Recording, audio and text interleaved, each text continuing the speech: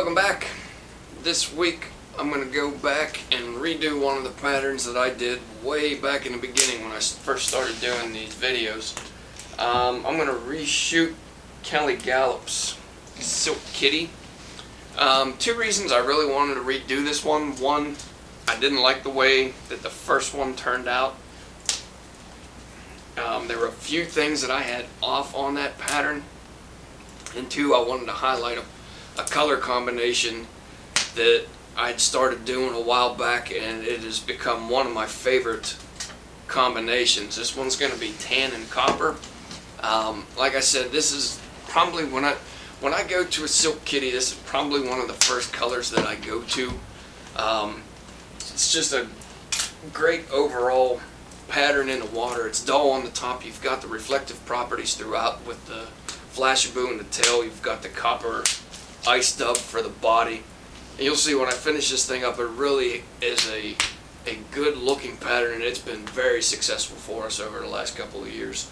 So I'm going to go ahead and get into this one. I'll explain some differences on materials and everything as I go through it.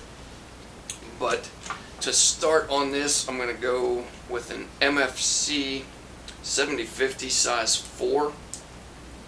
I think on the original on this one, I'd have to go back and check. I think when Kelly did this one originally, it was a Daiichi, oh, what the heck was it, a 2050, 2040-50? I'll double check and post what it actually is, what the original was. I want to say it was 2450 is what it was, 2450. Where's my gel spun at? But I'm doing this one in a, like I said, an MFC 7050 size 4 for the back hook.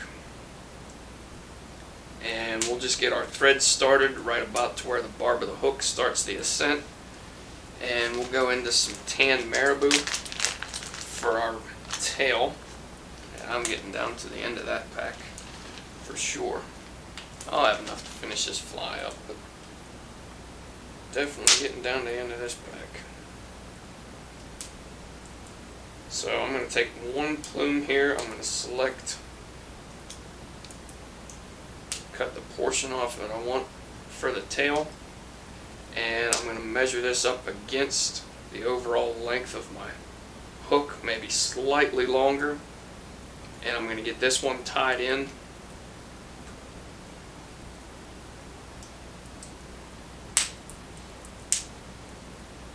Get back here. I'm going to get this one tied in, and I'm going to move this to the front, or not move it to the front, I'm just going to take and build this taper up to the front. I'm going to stop it just shy of the eye of the hook. I'm going to leave a little bit of room in there to tie in my lateral lines. Now the next thing I'm going to do on this is I'm going to take 2 strands of copper holographic Flashaboo. And I love the way this stuff looks. You can use the straight copper if you want. I think this dulls down the overall flash in the copper, and it has just a couple extra little hints of colors in there. There's like some yellow and some greens. I just really like the way that this stuff looks. But by all means, I mean, if you want to do the straight copper, I don't really see that it's going to make or break it. It's just not going to look as good. You'll just have to deal with that.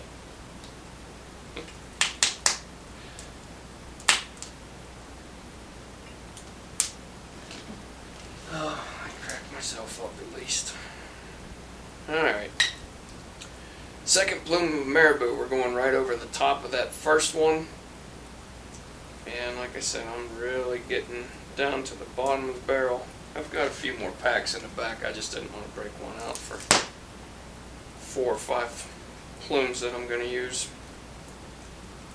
Same thing, go ahead and wet this, measure it out to the length that you have on that last one, or just slightly longer. Don't make it real obvious if you're going to make it longer, but obviously don't go shorter. This is going to create a nice tail whip on this fly, and as everything dries out, you're going to see that copper just kind of mesh right into the tail on this. Now before I go and tie all of that off, I'm going to take and make a dubbing loop here for the copper ice dub.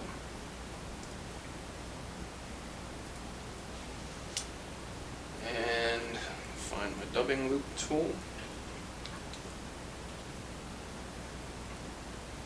And spin this around, take this right where I left off with the first plume, and this is just building a little bit of bulk, aiding with the taper slightly.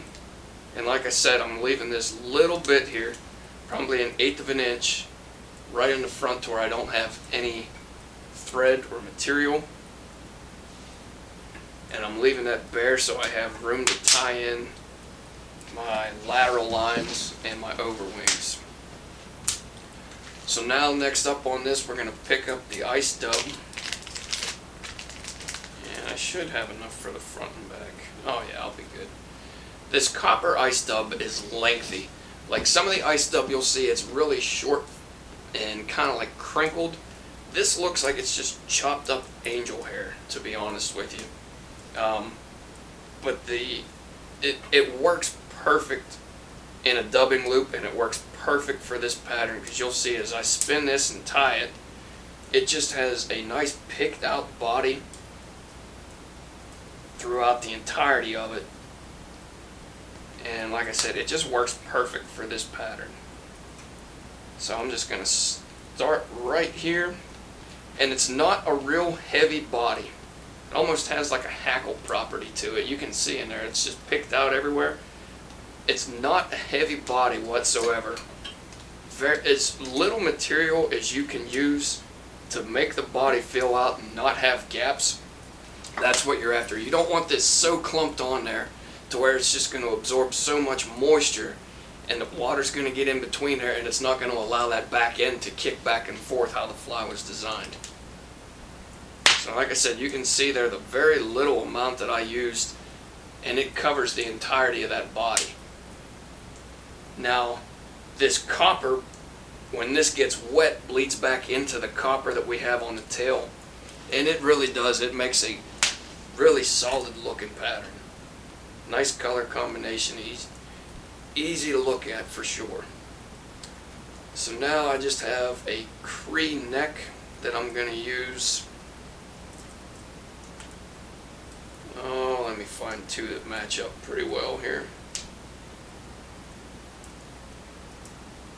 These two look pretty good. Yeah, those two will work. Pretty good match.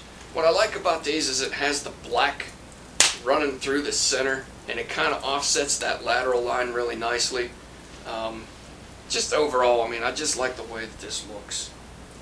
This Cree neck gives a really nice lateral line. So now what I want to do on this is I'm going to bring this, the reference point that I use on this is right past the bend on the Renzetti is where I want this to leave off. But if you want, once I get this tied in, I'll give like a better measurement, so to speak, for those of you not tying on a Renzetti.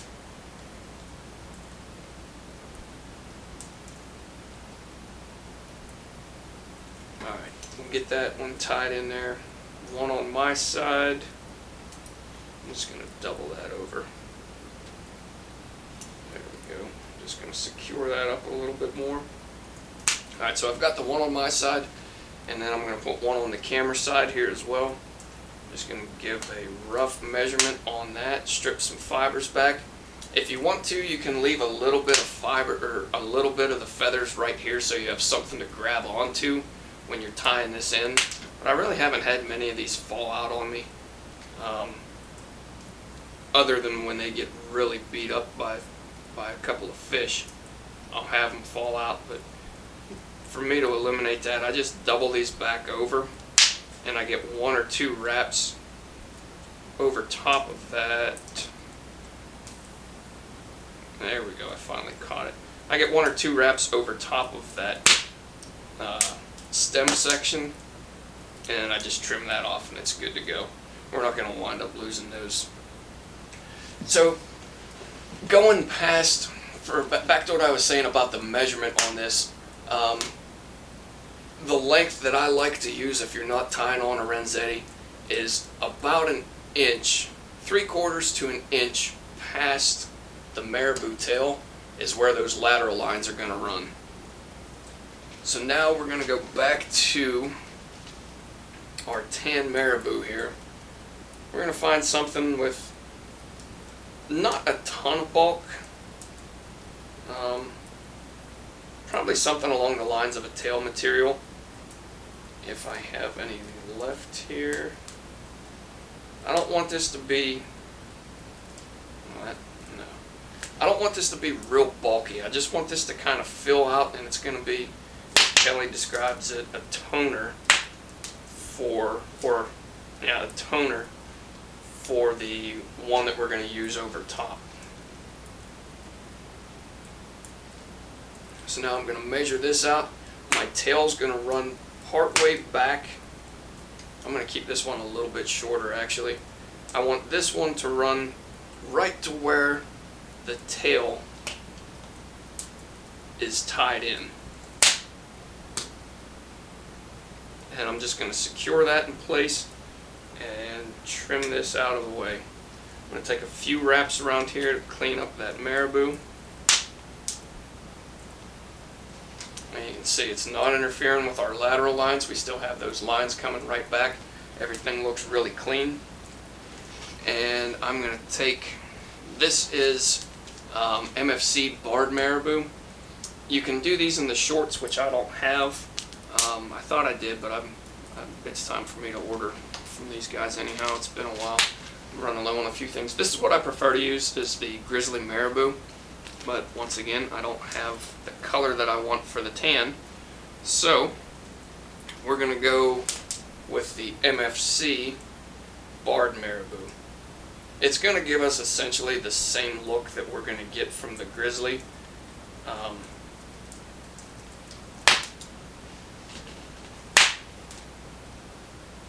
Yeah, we're going to wind up with the same look on this. So all we're going to do now is just tone this, and you can see how this matches pretty nicely with the lateral line that we have with our rooster neck. Just going to measure that out. It's going to go a little bit longer than the length of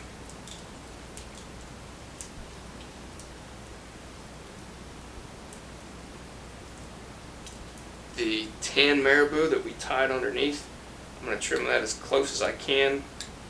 That way we're not interfering with the eye of the hook at all. And then once again, I'm going to go through here and just clean this up slightly. Doesn't have to be perfect by any means.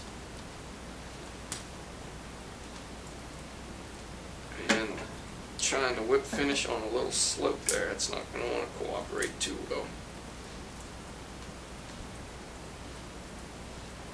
There we go. Back that up. Same thing, I'm going to get one more whip finish over top of this.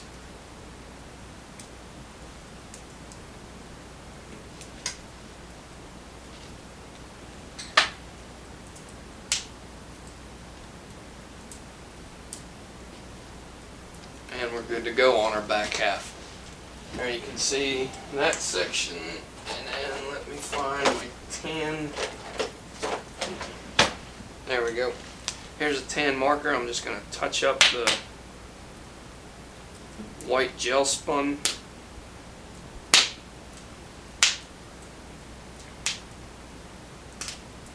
Now this is the part that I really want to highlight. This is underneath section. You can see that copper running right through there. It just, I don't know, for some reason I just like the way that copper meshes with the tan over the top. It's just a good color combination. One of the better ones that I've used on this, on any pattern really. I started doing a couple boogeymen that I wasn't too happy with. I still want to make sure, I still want to tweak those a little bit, but that copper ice dub for the body is just phenomenal. It really is. Mixed with the tan, it works just about perfect. So now with the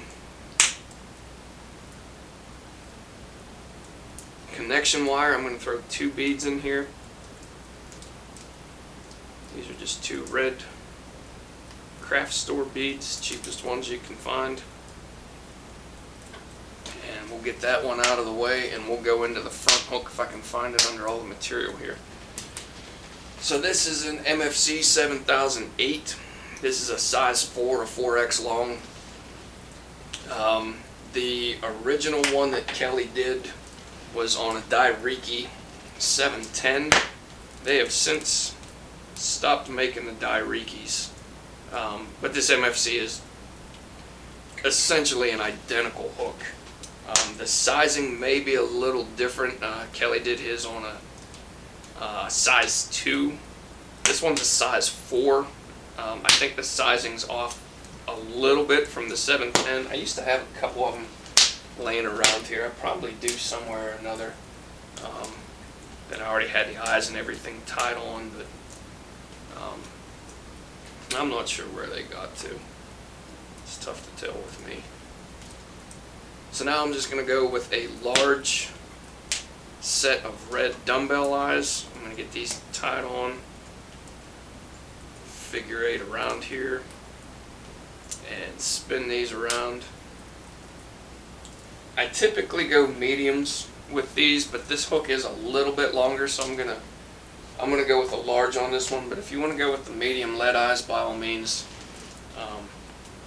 It's not going to make a huge difference. I guess depending on how much weight you really want on your fly determines whether you go large or medium, because you can go either size.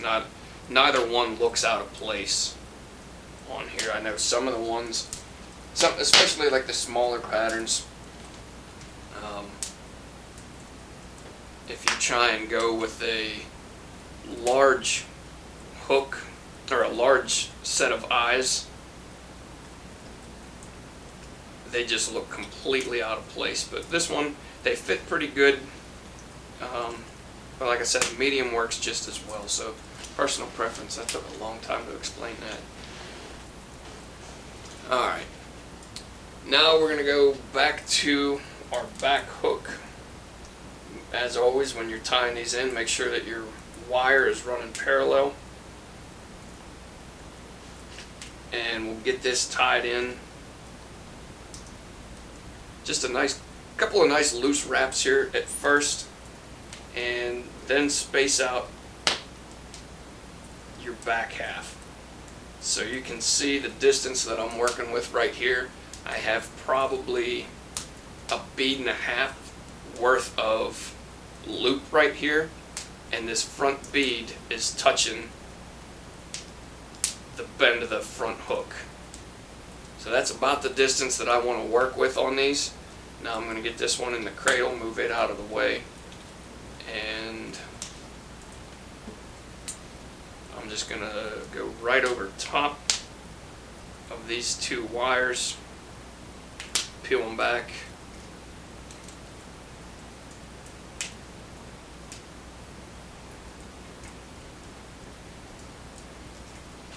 same thing again. I'm going to peel this one back, and I'm just going to double it over. This just gives me a little bit more security on my connection,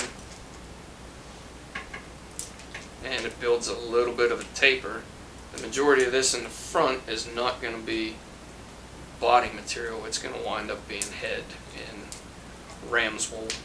So that aids with the taper slightly. Now I'm going to get rid of that. Go back to the gel spun. Get my thread secure. And because the gel spun's a little bit, well, it's a lot stronger, I'm just going to come through here and really secure up some good wraps in this. There we go. Those eyes are pretty well locked into place. Now I'm going to find a junk piece of Marabou. This one with these flats right here is perfect because the tip's useless. Not able to do much anything with that. And I'm going to peel this after shaft right here. The stuff, you can see where the dyeing process didn't quite finish up. Maybe it was folded over or it was tucked in. Whatever it may have been, I'm going to get rid of that so I'm not using any of the white. And then I'm going to take half of this stem right here. I'm going to peel this off, and this is going to act as my skirt.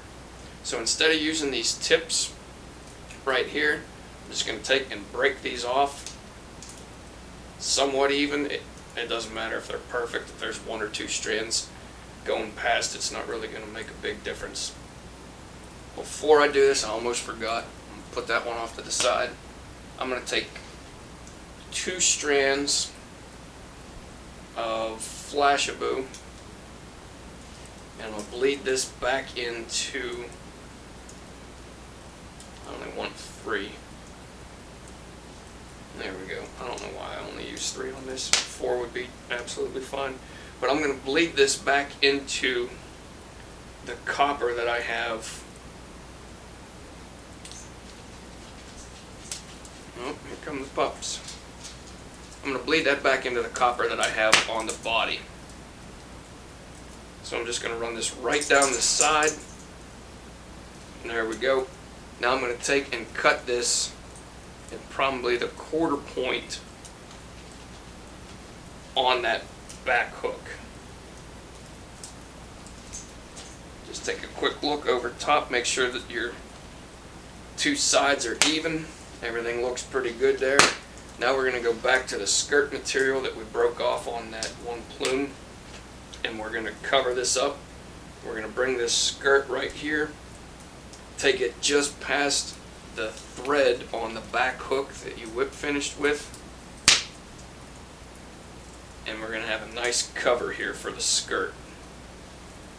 Now I'm going to pull this stuff, and I'm just going to give that a quick trim. I'm not going to worry about too much about the taper. I have a piece that I'm going to put over the top that's really going to make the difference on the taper when I go making this body. Now, get a couple of these out of here. That looks pretty good. Same thing on this side. I'm going to turn this to the side, and I'm going to cover up the camera side section now. I'm going to work that to the back, and then just run this through all the way up. You can see we have a slight taper right here. That bump that we had with where we doubled our wire back is just about completely taken care of now because of this material that we tied in. And as we got closer to the bump, the material's shorter, and we have a nice clean section to work with right there. This is where we're going to work a little bit with the taper. Let me find a good piece that's going to match up pretty well here. Find my back section, and I'm going to take this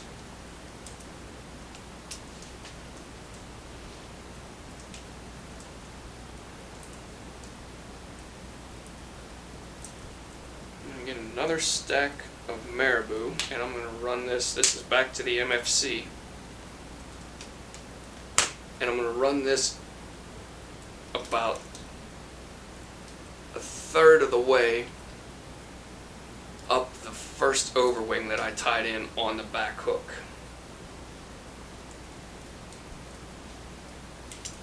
So there we go, it's bleeding into that real nicely, and you can see it going right into that back section. Now, like I was saying with the taper on this one, because what we tied in right here is thinner because we're working closer to the tips, as we overlap or as we tie over all of this, we're getting a little bit more bulk, and it's going to add to that taper.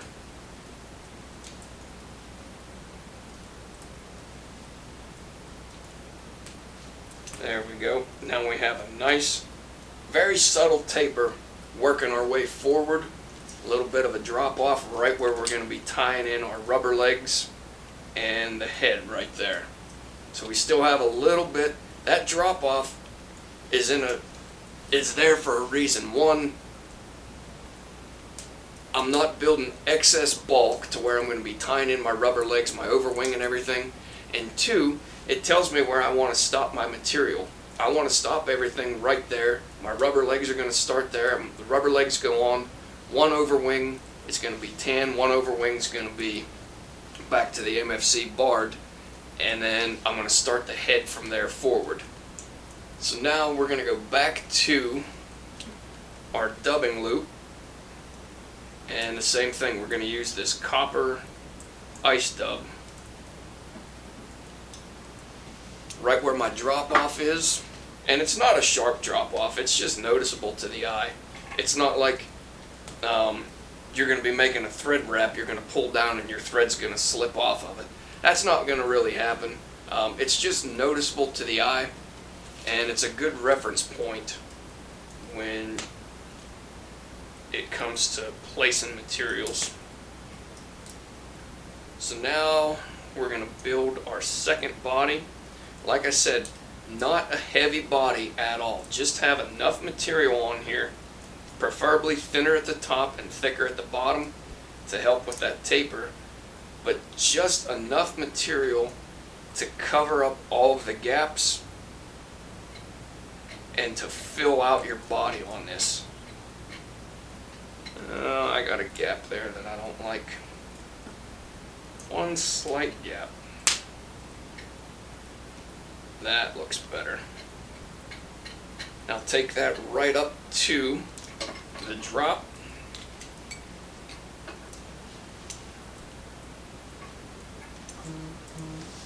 And I forgot my rubber legs. Oh, what color do I want to use? I'm going to go with this. Alright. Back to the rubber legs here that I had somehow forgot. That worked out perfect. There's a set of 3 right there. So this is gold, amber, and black. I like this because it kind of matches with the lateral line. If I can show this without having my hand in the way, it kind of goes with the lateral line on this from the rooster neck. So when that bleeds back, you sort of get the effect that that lateral line runs the entire way back. So we're just going to figure 8 over top of these, pull this out of our way, and go 1, 2, pull tight, and there you go. You've got the legs are falling straight down. They're not running all over the place. They're pretty clean for you. So next up, we're going to go with another bulk wing before we throw the toner on. This is just another tan. Like I said, it's just about the material that you would select for a tail material. If anything, maybe a little bit thicker if you can, but don't get it so thick to where it looks like, you know, your typical overwing or woolly bugger marabou. You don't really want it that thick. You just want it to take up a little bit of, just to fill out your top half of the fly slightly. I don't like how that's falling all over the place. So. Last thing that we're going to do for the overwings on the marabou here, I got to find another piece here. I don't really like that 2 that I have laying on the bench all that much, so I'm going to find another good one.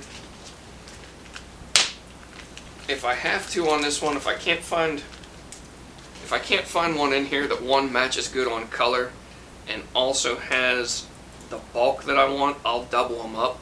But we'll see how this one goes. It looks like I got a pretty decent piece right here. Get that out of the way. I'll see what it looks like once I get it on the fly. I think I'm going to have the bulk that I want on this one. Now this is going to be a little bit longer than the tan one that I tied in, and it's going to go about 3/4 of the way back.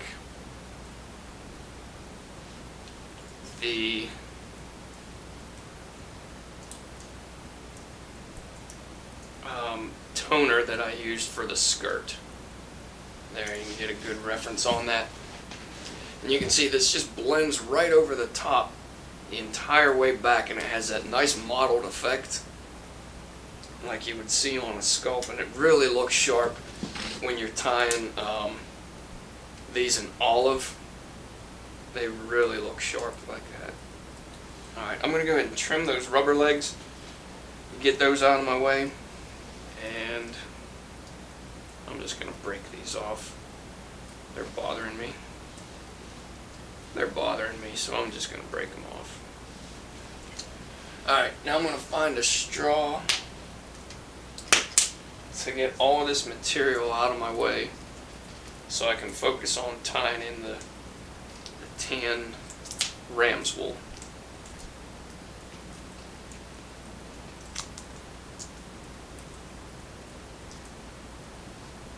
Get that stuff out of the way. Now, here's some of the things that you'll run into when you're in the shops. The dyeing process is ever changing. It's, you know, you buy one from one store, it may be on the lighter side. This one may have been done, you know, a month later or prior, whatever it may be. And sometimes it's the material too that doesn't take the dye the exact same way. So you're going to have some inconsistencies. Just kind of match this up and figure out which one you like the best. If it were straight tan, I would probably go with this lighter one because it matches the tan Marabou a little bit better. But because I have this mottled MFC, I'm going to go with the darker, and it looks like better material. In my opinion, it looks like it'll be a little bit easier to work with. So I'm going to go with the darker material on this one, and we're going to start building the head on this. I'm going to measure this out before I do anything. I'm trimming the tips on this, and I'm going to measure this out, and it's going to go about to the point of the hook on my front hook. This is going to be your collar or your pectoral wings, or your pectoral fins. I'm thinking overwing, and that's not accurate. Alright, so I'm just going to leave that one stand right how it is, and that's the only one on this that I'm going to tie in that manner. The rest of them are going to be how you see me tie in. I've changed up how I do ram's wool over the last couple of years. I did a tying tips video a while back, and the way I tied in ram's wool then compared to what I do now is completely different. I tie this in like I do the Senyo's laser dub, and it seems to work a lot better, a lot less thread wraps. So I'm going to move that right to the eye of the hook, or right to the eyes, and you can see I have material coming all the way around there. It's nice and clean, and it's nice and secure with very few thread wraps, especially around the material. The only thread wraps that are on the material are the ones that loop around that hook. So now what I'm going to do is take another section, and I'm going to tie this in right behind the eye of the hook on the back, or behind the eyes on the hook, not the eye of the hook. Clean this out as best you can, run it through a comb, get these fibers nice and loose. And the thing that you don't want on these is you don't want a real compact head. You want a decent amount of material in here so you're not going to have gaps or anything like that, but you don't want this so tight that it's going to repel water and be counterproductive when it comes to the sink. Because if you have too much material in here and it's clipped so tight, that water can't get in between here as efficiently, and it's not going to sink as well. Keep these heads on the loose side. That way it's able to absorb some water and help with the sink on this. Alright, I probably got a little heavy on that one. I'm going to take some out. Now I'm going to work in front of the eyes. I'm going to take this section, and it's going to be the same thing right over the top, but I'm going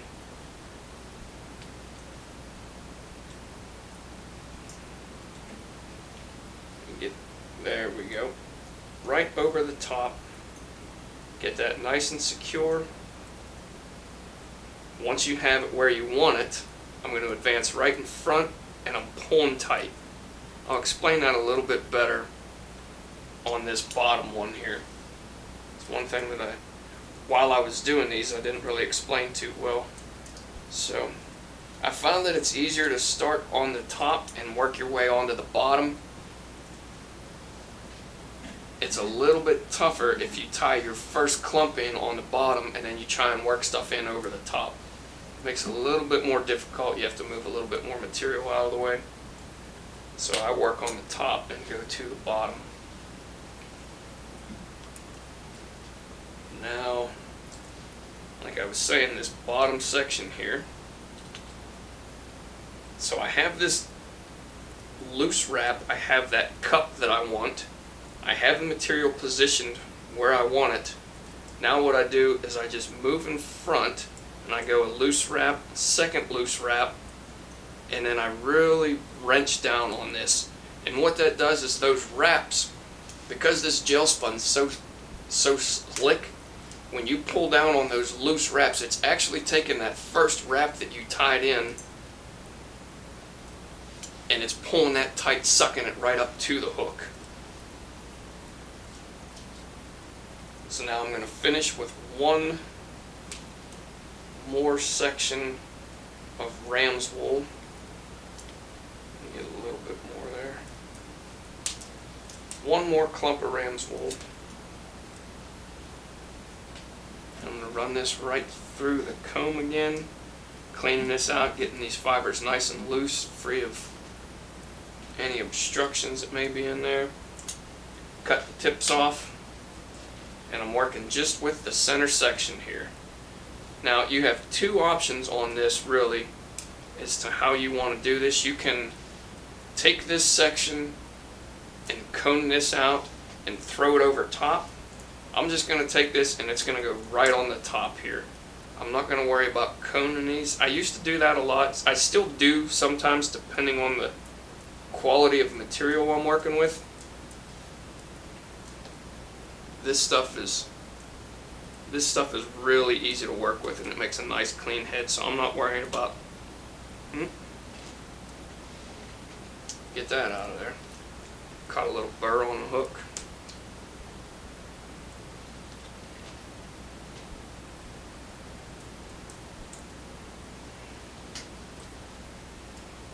There we go. I'm not really worried about this filling out. I could trim this the way that it sits right now and it would look good, but I just want a little bit more on the top of this than what I have, so I'm going to add a little bit more bulk to the head of this fly.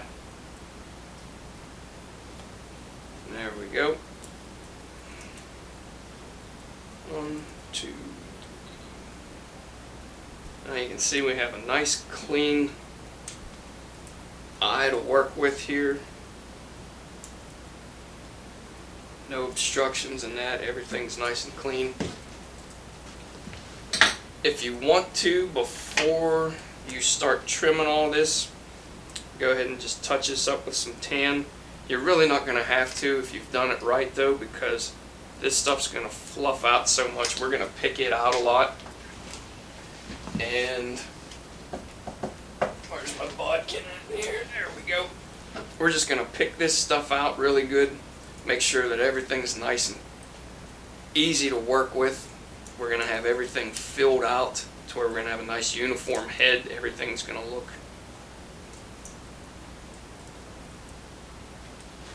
like a nice wedged head through this. Now I got to recapture this stuff with my straw. Alright, I'm just going to have to be really careful not to cut that. So I'm going to find the front of my hook with the scissors, and I'm just going to make a nice clean cut straight up from that.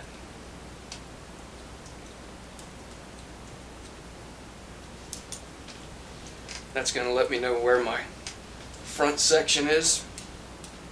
And I'm just going to take this. I usually don't trim it this way, but because that stuff came out from underneath, I want to make sure that I have a clear look at all of my material that's being held in by the straw before I make this cut. Now this cut on the bottom is nice and flush, nice and even. You want this flat on the bottom so it gives that look of a sculpting head, where they got that flat, really wide head to them. Now we're just going to fluff this out a little bit, and we're going to start getting our overall shape. Don't get real aggressive on this right away. It's an easy way to ruin the fly. After you spend all the time tying everything else in there, getting everything else proportionally correct, don't mess it up by rushing through the wool head portion. Just nice.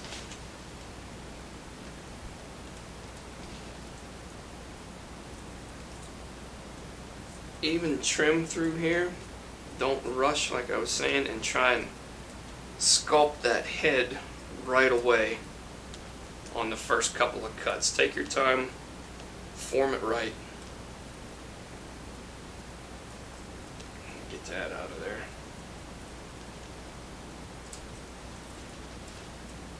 Alright, so I'm starting to get the overall shape that I want. But you can see there's still a decent amount of bulk on that back that I really don't want. So I'm going to start getting a little bit more aggressive in getting the overall shape of this head. Now the best way to do this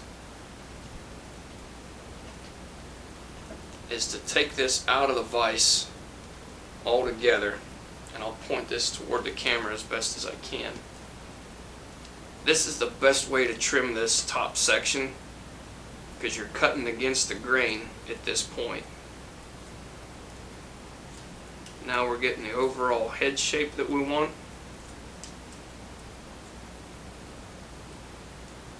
And like I was saying before, when you're forming this head and adding your material, don't make it so compact. Like you can see this thing, it's still pliable. I can move that material around. It's not like it's so compact that it's hard, and it's gonna have the opposite effect of what you want. You want water to be able to get in there. You want water to get in there and soak into that pattern to help with it sink, to help with the sink. So now that I messed that up before I took the picture of it, I have the overall shape that I'm after, and this straw is going right to the trash because it's not holding material anymore. But I've got the overall shape that I'm after on this one. I'm going to get this back in the vise. Get that out of the way. Now I'm just going to bring these materials around, make sure the skirt's still looking good, doing what it needs to do. Get my rubber legs falling down how I want them. There we go, there's a third. I've got my overwings going back. There we go. I still have a little bit of trim that I can do on this head itself, but I'll do the fine tuning here off camera that way. As I say that, I see stuff that I want to trim, but I'll do the fine tuning off camera, and that way you'll be able to see the finished product once I take the picture of it. Another thing that you can do if you want, I don't really do it a lot, but you can take and you can tone this section right on top. You can take your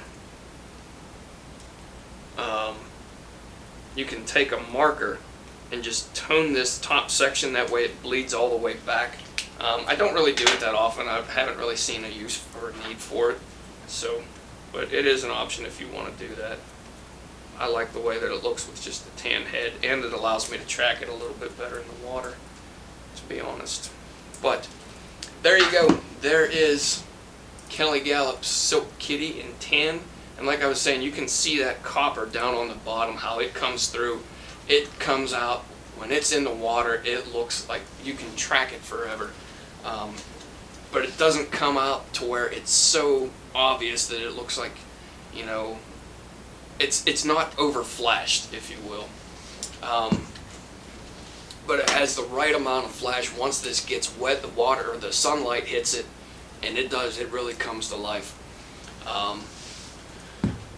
Long video on that one, I apologize, but I did want to make sure that I corrected some of the things that I did on the first kitty and show you guys this color combination, because like I said, it's been really good excuse me, over the last couple of years for us, and it's really put some good fish in the net. As always, thanks for watching. I appreciate all the support from you guys. We will be doing some tie-in tips. I think I have some time off coming up here pretty soon. I'm going to be getting into some tie-in tips that I've been wanting to do for a while. That being said, if there's anything that you guys want to see, leave them in the comments and I'll get to them. I got some time, like I said, to where I'm going to be able to dedicate some time to shooting some videos and really answering some of the questions that I've been getting lately. But as always, thanks for watching, and we will catch you on the next fly.